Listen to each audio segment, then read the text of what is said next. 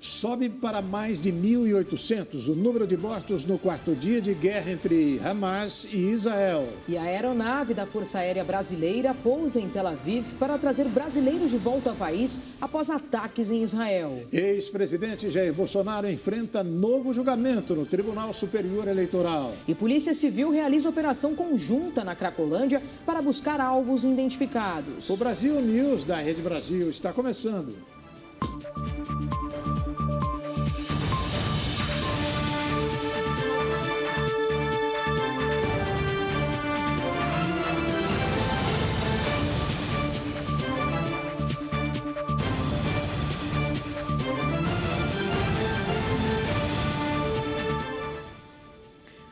Subiu para mais de 1.830 o número de mortes da guerra entre Hamas e Israel. De acordo com a ONU, o cerco total da faixa de Gaza, que priva o enclave de água, luz e comida, é proibido pelo direito internacional humanitário. A Organização Mundial da Saúde pediu a criação de um corredor humanitário. Já são mais de 1.700 pessoas mortas após o quarto dia de guerra do ataque surpresa do Hamas a Israel. A estimativa é de 900 cidadãos israelenses e 787 palestinos mortos.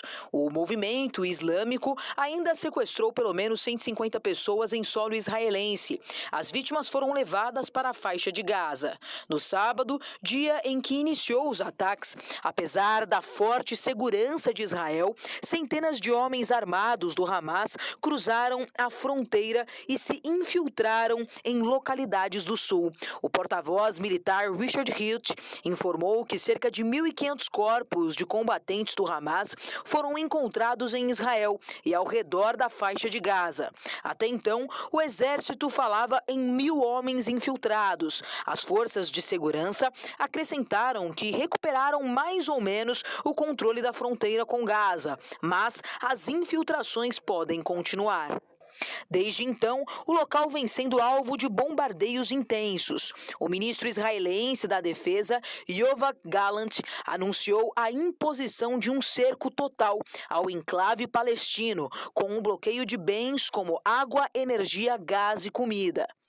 A imposição de cercos que colocam em risco a vida de civis ao privá-los de bens essenciais para a sobrevivência é proibida pela lei humanitária internacional.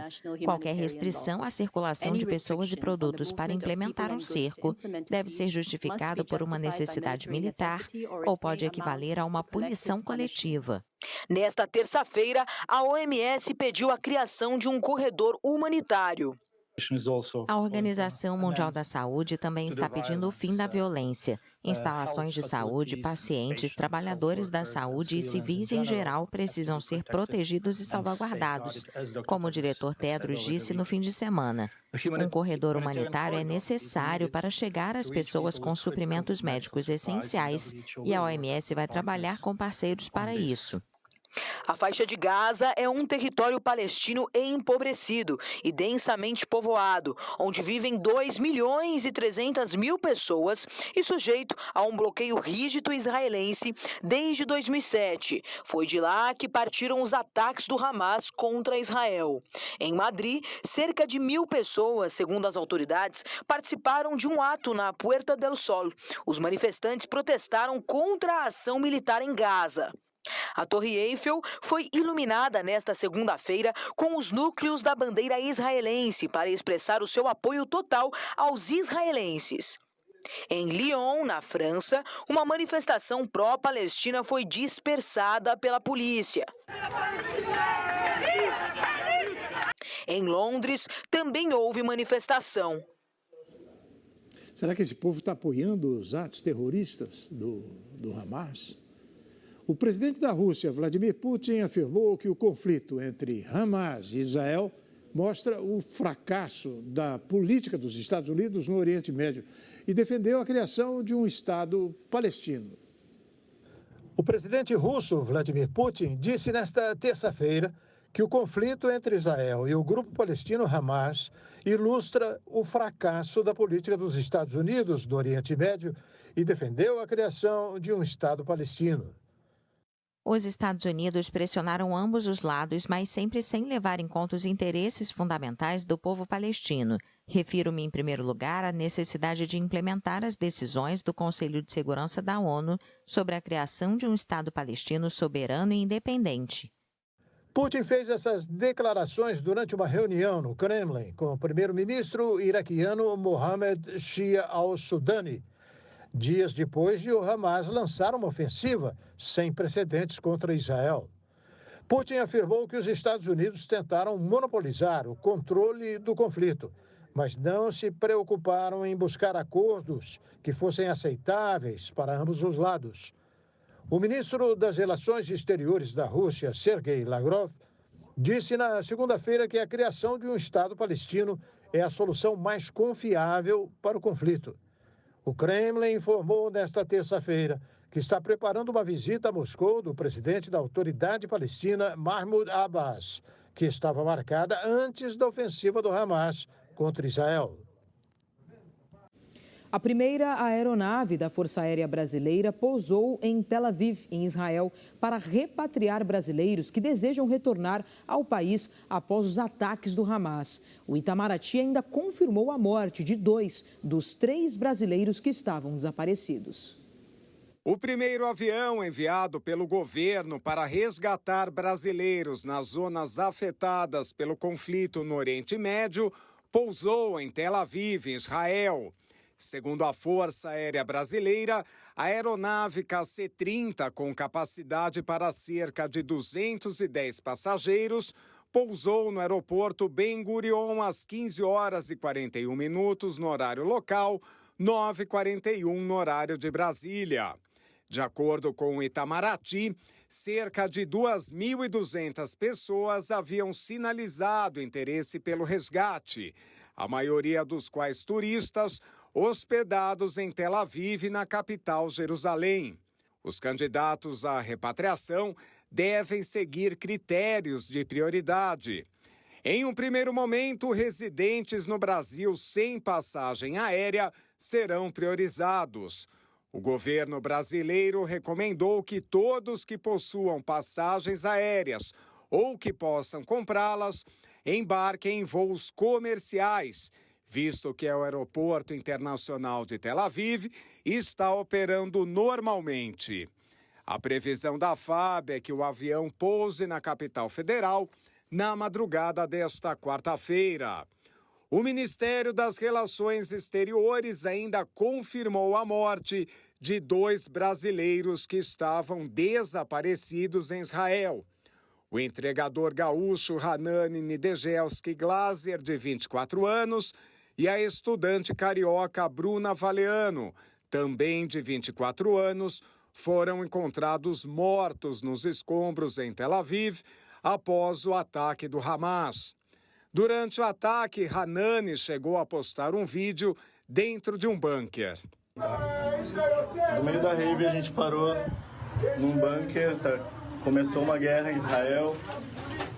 Pelo menos a gente está no bunker agora, seguro, vamos esperar dar uma baixada nisso. De acordo com o Itamaraty, ainda há uma brasileira desaparecida. Trata-se da carioca Carla Stelzer, de 41 anos, que mora em Israel há 11. A comunidade israelita brasileira está indignada e revoltada com a posição do governo Lula e do Itamaraty em relação ao conflito entre Israel e o grupo terrorista Hamas. Quem explica os motivos é o comentarista Ney Gonçalves Dias. Porque as notas do Brasil, as manifestações do governo, não falam no Hamas, não falam em ato terrorista. Aliás, o Brasil está, sabe com que o Brasil está ligado? O Brasil está ligado com a Rússia, o Brasil está ligado com a China e o Brasil está ligado com a África do Sul nessa questão. Porque a Índia, os BRICS, têm uma posição dúbia, sim, com exceção da Índia, que é o país agora que deverá ocupar um dos pontos mais importantes na escala da internacional.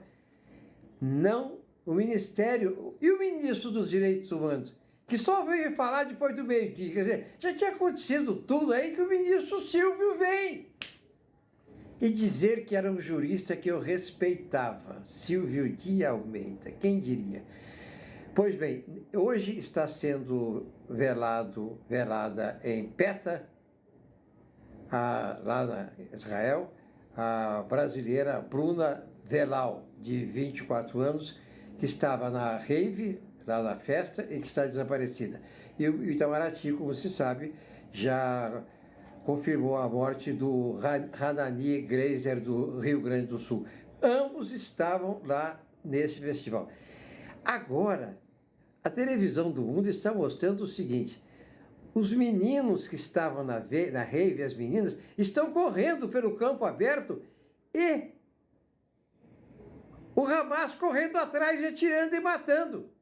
Sabe por quê? Porque esta rave foi realizada a 20 quilômetros da faixa de Gaza. Então, o Hamas veio a pé, atirando nas costas dos meninos e das meninas que estavam lá. Mas o presidente Lula, a diplomacia brasileira, o Silvio de Almeida dos Direitos Humanos, falam em crise, mas não falam em ato terrorista, que é o que aconteceu.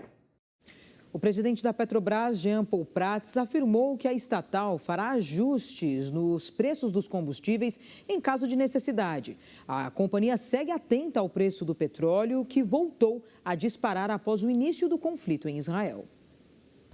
O presidente da Petrobras, Jean Paul Prats, disse que a empresa está acompanhando a variação dos preços do petróleo depois do ataque do Hamas a Israel no sábado. Segundo ele, a petroleira está administrando a situação como pode, sem perder dinheiro, e fará ajustes se for necessário. Ele disse ainda que a política de preços da estatal é capaz de mitigar um pouco os efeitos do conflito. A Petrobras aprovou em meados de maio a nova política de preço para o diesel e a gasolina, produzidos em suas refinarias, abandonando o sistema de PPI, preço de paridade internacional, amplamente criticado pelo governo de Luiz Inácio Lula da Silva. Com a mudança, o valor dos combustíveis passou a considerar o preço praticado pelos concorrentes e o valor marginal da estatal. O preço do barril de petróleo do tipo Brent, usado como referência global, aumentou 5,22% e chegou a $89, R$458 na cotação atual, na segunda-feira. Antes do início dos ataques, a cotação internacional estava em queda. Tanto Israel quanto a Palestina não são produtores de óleo, mas a proximidade do confronto com grandes players do petróleo, como a Arábia Saudita e Irã, causou a reação do mercado.